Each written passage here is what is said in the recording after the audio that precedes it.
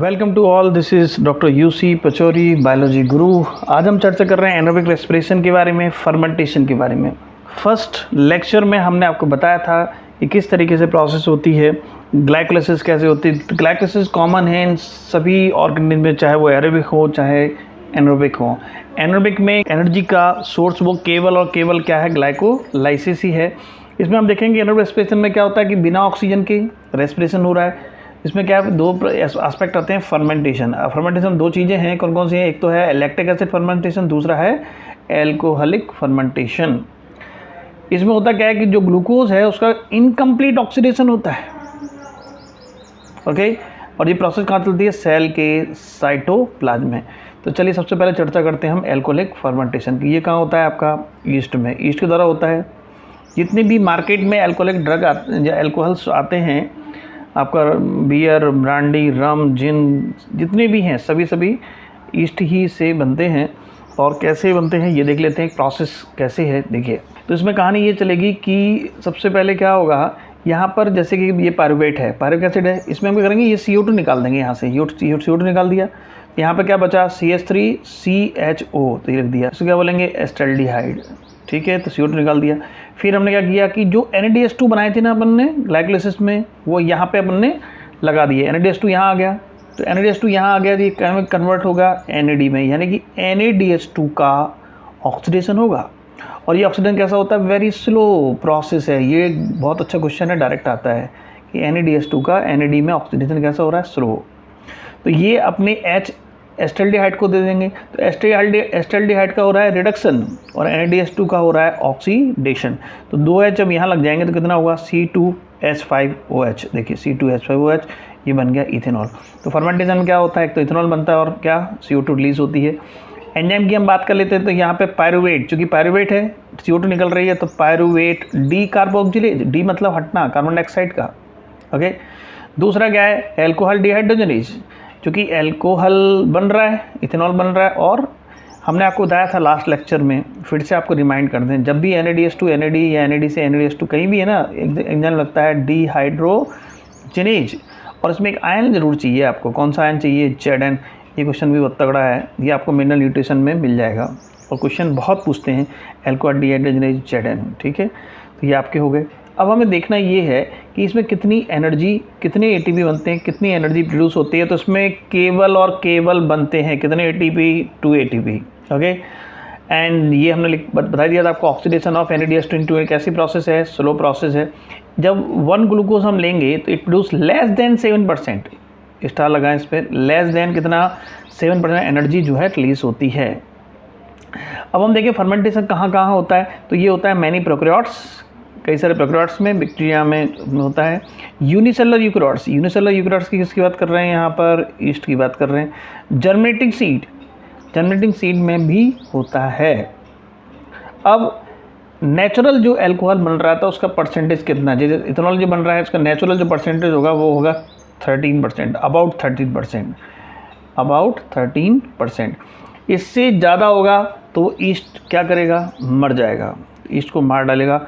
ये हो गया, ठीक है। कितना परसेंटेज नेचुरल होता है? अबाउट 30%, ये नेचुरल परसेंटेज है। इससे ज़्यादा अगर करेंगे क्या हो जाएगा? वो इवन 30% ही कैसा हो जाता है? पॉइजनस हो जाता है फॉर द ईस्ट। इससे कम होना चाहिए, इससे ज़्यादा नहीं होना चाहिए। अब दिमाग में क्वेश्चन आता है कि भाई मार्केट में तो इतने प्रोडक्ट हैं, रम हैं, ब्रांडी हैं, इनमें तो 40-60% भी चल रहा है, तो वो परसेंटेज कैसे बढ़ता है? जो नेचुरल 13 है तो 40-60 कैसे हो गया? तो how we can increase the percentage of alcohol?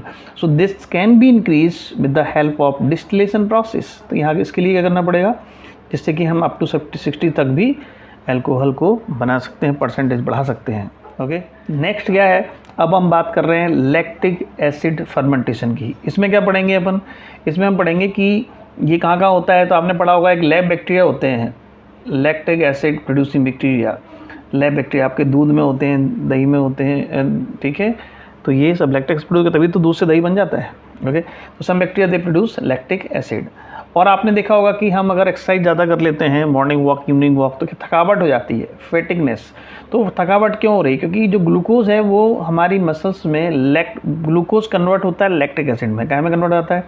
और लैक्टिक एसिड वो हमारी मसल्स में एक्यूमुलेट हो जाता है, जिससे कि हमें फैटिग, थकान महसूस होती है।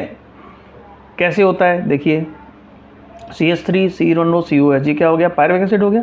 और पायरुवेक एसिड में क्या हुआ, हमने NADH2 जो थे ना ग्लाइकोलाइसिस में वो लेके आए और NAD कन्वर्ट।